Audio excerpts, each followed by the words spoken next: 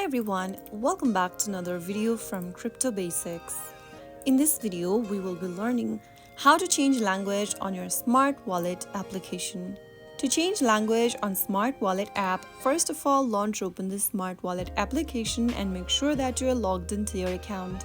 After you are inside the home page, tap on the settings button at the bottom right corner. From the settings menu, scroll down to others and tap on language. Choose the language you want to switch to from the list of available languages.